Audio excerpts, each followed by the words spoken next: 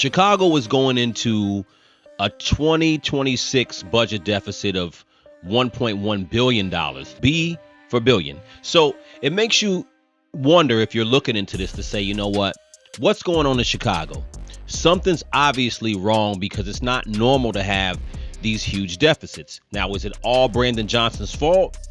I don't know, but it's definitely up for conversation. There's a lot of changes that's going on in Chicago, and there's a lot of anger in relation to how Chicago got here. Let me play this real quick. Other news today, Mayor Brandon Johnson releasing his forecast for Chicago's 2026 budget. The city facing what's projected to be a deficit of more than $1.1 billion. This news just coming out in the last hour or two. Julian Cruz joins us now with the latest. Hey guys, one thing is certain, it's going to be a rough ride. Today's budget forecast will make for difficult reading for city council members this Labor Day weekend.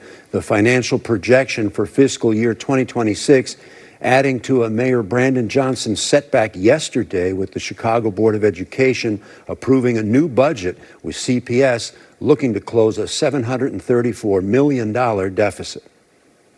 Chicagoans deserve the truth about the fiscal conditions of our city.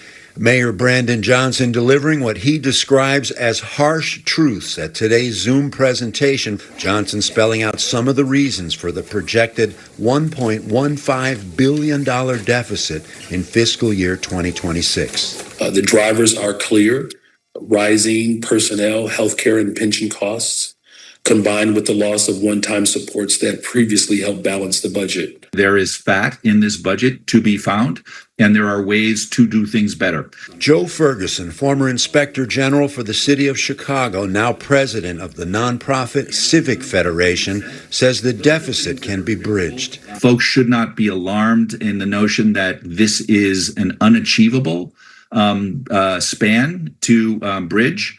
But it's serious. Ferguson says the mayor needs to make labor a partner in the solution and make cuts before the city tries to boost taxes on the rich. But in today's Zoom presentation, Chicago's budget director says there are other issues weighing the city down. Now, before I get to that, right? So when you look at a lot of these reports, you know, when they look into the deficit, you know, there is rising costs in pension, healthcare. That's in a lot of cities.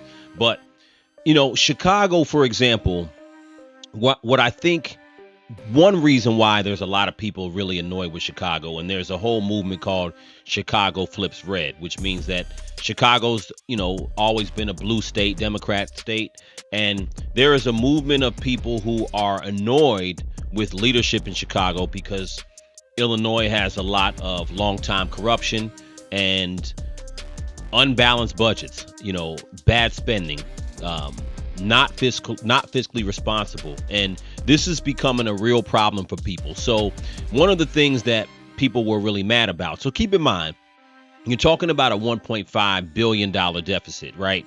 So if we rewind back, and again, I'm not going to blame this all on illegal immigration, but it is something to talk about. It is something that people are mad about. So when you go back and you say, okay, just going back to 2022, and you take a look at just roughly what Chicago spent for migrants arriving in 2022, you know, just basically, if you look at the information on Google, it's $600 million, right?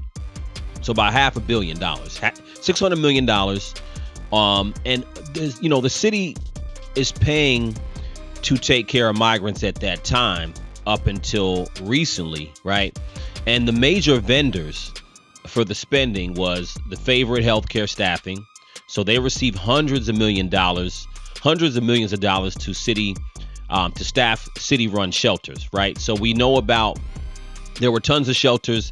There was, you know, people flowing out of the shelters where they couldn't house everybody. So even at one point they had migrants at police stations and stuff like that.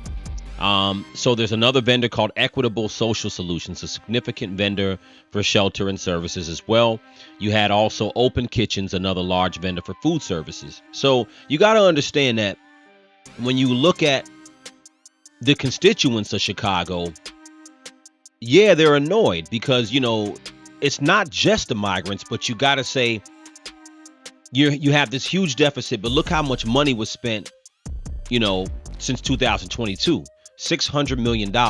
That money was not spent on the constituents who are voting for who voted for Brandon Johnson. It's not spent on the taxpayers who are continuously paying more taxes and getting less services. So this is a major problem. Chicago's not the only one, but it's kind of a poster child. And, Brandon Johnson talks about how, the ultra rich corporations are not paying their fair share. And we hear this a lot, right?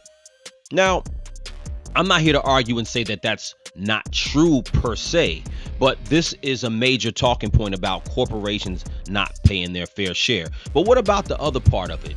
Could it be that there's fat in this budget? Could it be that the money that was spent on migrants was fat that shouldn't have been paid? Could it be that some of the staffing, some of the people who are working, they haven't went through the personnel to slash, the personnel who may not need to be working, and obviously that's not going to fill up all the gaps of a budget deficit, but all these things do matter. And that's my point.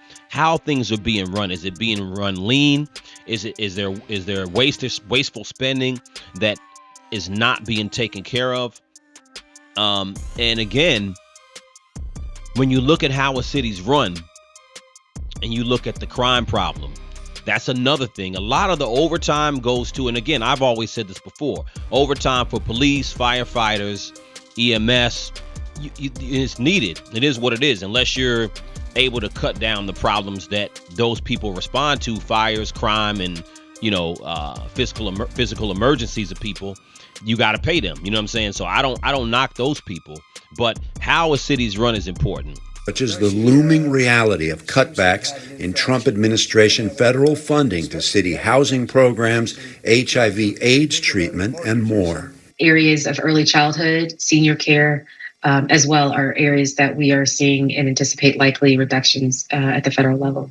Today's sobering forecast coming after yesterday's bruising budget battle over Chicago Public Schools, the Board of Education, and a setback to Mayor Johnson passing a budget that excludes any possibility of a high-interest loan. Johnson unsuccessfully pushing for that loan to avert cuts in the classroom. But this is just beginning. It's going to take a couple of months before they come out with their budget. In their Zoom meeting, the young lady talks about federal cuts coming from the Trump administration. And the reality is, man, like you can't blame the federal government for how the fiscal budget of Chicago. You really can't blame the federal government for that. That's just bad leadership. And it doesn't just start with Brandon Johnson per se, but again, I think that the revolt and the change in people leaving the Democratic Party in Chicago is partly because of this.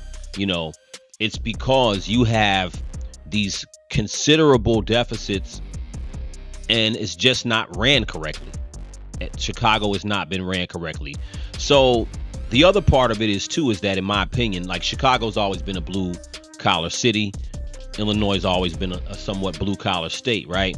And you've got to attract real business back to Chicago. And what I mean by Chicago, I don't mean just downtown Chicago, but you need more business in the inner city. And I think that that's one of the biggest problems. If you look at Chicago's history, you go back, you look at the steel industry, many parts of the food industry, and so many other logistical industries were in Chicago, like a lot of blue collar cities. And this is the problem that you have in in the Ohio's, certain parts of PA, Detroit, Michigan, for example, Michigan area. Those are the problems that you have. And Chicago was just another one of those Midwest cities that have these problems. And until you have leadership who actually who's serious about balancing a budget and not overspending, you create the consistent problem. And also, again, corporations do not have to do business in any particular state. Where things are going now with technology, corporations can move around. So your job is to attract business. This is why Texas is doing better than most other states, because they're business friendly. They don't tax to death. So this is the thing about I'm not going to go through Democrat, Republican, but the way the world has been changing, there are some states who get it and there's some states who do not get it. You know what I'm saying? And New York is another example. You know, you're going to see in the next coming years the trend. Corporations can do business anywhere they want to. So the idea that corporations are not paying their fair share, that shit sounds good. But there are people who are starting to be like, you know what? That can't just be the only reason why there's this crazy deficit. Maybe y'all spending the money wrong. Maybe you guys are spending the actual revenue incorrectly. Maybe there's a better way to run the city. Because at the end of the day, if you cannot attract business, you don't have employment. And that's why not having anything to do, not being able to earn a living is the majority cause of poverty and crime, right? So those are things that, at the end of the day, I know Illinois, I know Chicago. I grew up there, and I know the structure of how Chicagoland, as we call it, is. So let me know what you guys think in the comments. I think Chicago is a great example to look at when you look at blue collar Democrat stronghold cities and the direction that they're going. I mean, not to mention LA, not to mention, like I said, New York, Boston, and many other places. But it has to be business friendly. You have to attract industry to the state and the city. Otherwise, you're just gonna have people paying higher and higher taxes. And I know Brandon Johnson said he's trying to avoid that, but where else are they gonna draw income from? They're just gonna keep taxing people. So let me know what you guys think in the comments. Crucial Convo.